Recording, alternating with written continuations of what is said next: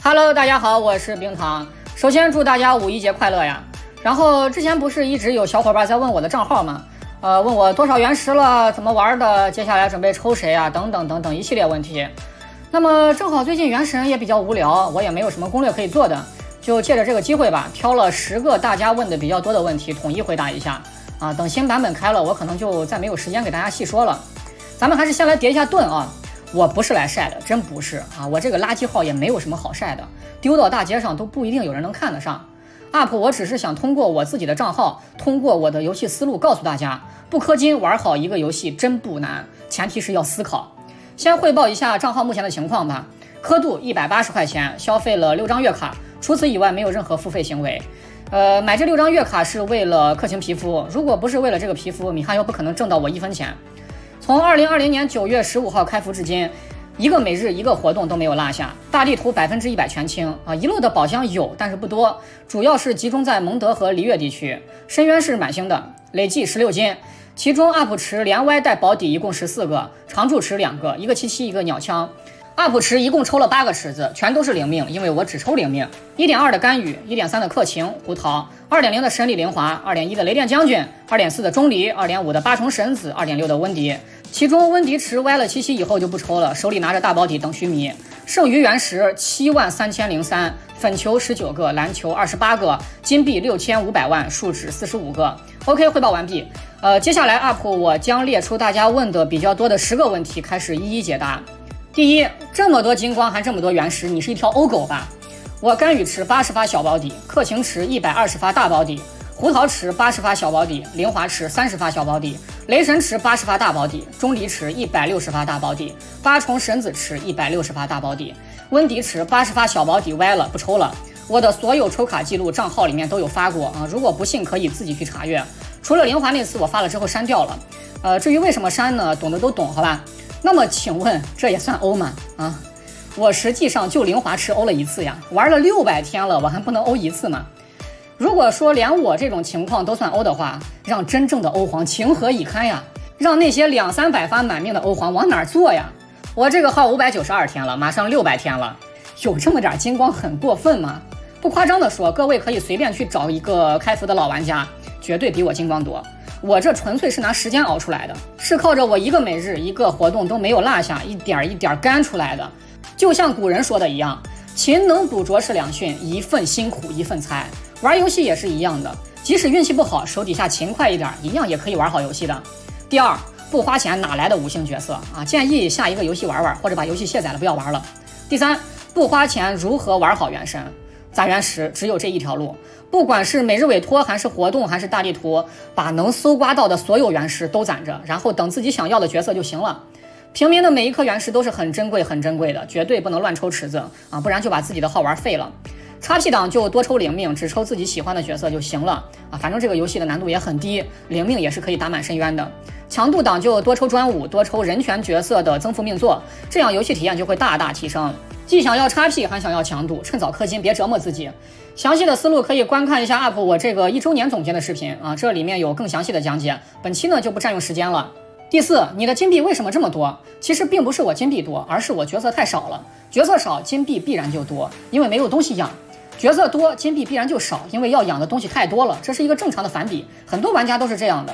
那如果说角色又少还没有金币呢？啊，那一定是乱花了乱养了，或者说大地图也不薅，任务也不做，一天就是摆烂的状态，那肯定是没有金币的。第五，为什么要攒篮球？在几个月之前我听说常驻池要改版啊，当然只是听说啊，而且我个人也觉得常驻池目前的设定也是有问题的，根本没有人会拿原石抽它，这个池子完全就是可有可无的状态。所以本着宁可信其有不可信其无的态度，我还是决定把篮球先攒着观望观望，准备攒到 3.0 吧啊，如果那时候还不改版再考虑抽掉。大家如果不放心的话，也可以一起攒一攒啊，反正现在抽了也没啥意思，无非就是再多一个7期命座嘛。第六，为什么要攒树脂？因为在给 3.0 做准备，原神一旦进入 3.0 必将会出现一大堆新角色，到时候40体的突破材料对平民来说又是一大难题，因为平民根本买不起体力，培养进度就会被卡。所以为了加快 3.0 的毕业速度，我从很早之前就开始准备树脂了如果大家也像我一样买不起体力的话，现在就可以囤起来了。第七，你下一个要抽的角色是谁？草神啊，虽然我不知道他长什么样啊，我并不知道，但是我必抽他，除了老婆以外我就只抽七神。第8，你抽的角色都很强，还抽了钟离，还敢说自己不是强度党。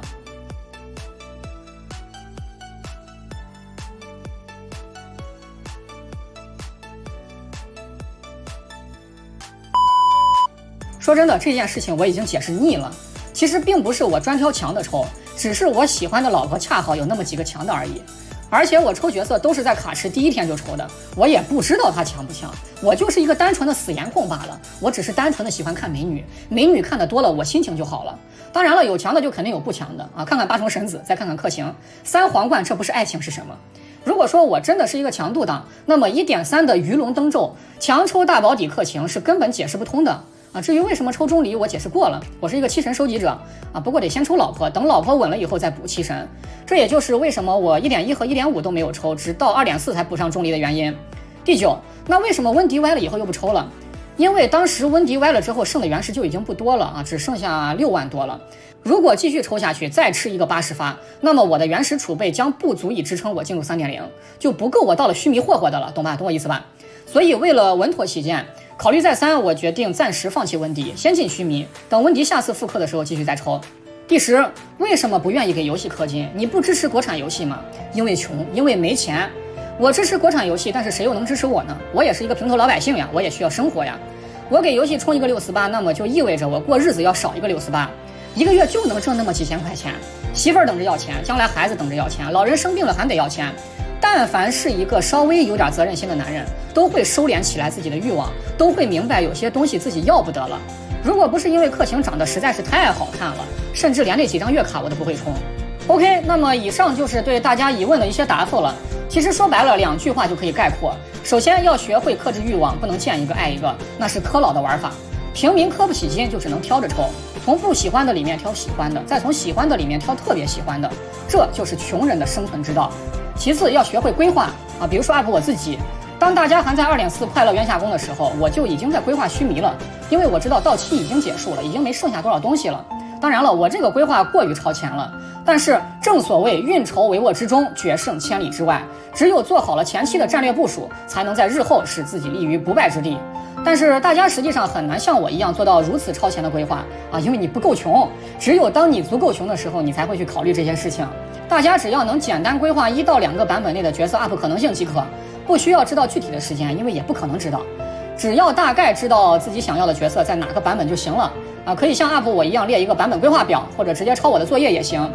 其实游戏和生活是同一个道理，生活中有钱人是有权利不思考的，只要用超能力就行了，即使不思考也可以过得很好。而当有钱人思考之后，那就更可怕了，他们将会过得更好，懂我意思吧？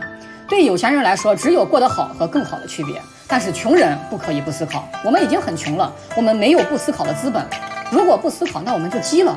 相反，动动脑子思考一下，可能还能过上稍微好一点的日子。游戏里也是一样的，氪老是有选择空间的，他们可以选择思考或者不思考，即使不思考，只要使用超能力就行了，他们一样可以玩得很好，可以全角色，可以秒天秒地。但是穷人如果不思考，乱抽角色，乱养角色，不做规划，见一个爱一个，那么肯定是玩不好游戏的，肯定不能拿到自己想要的角色。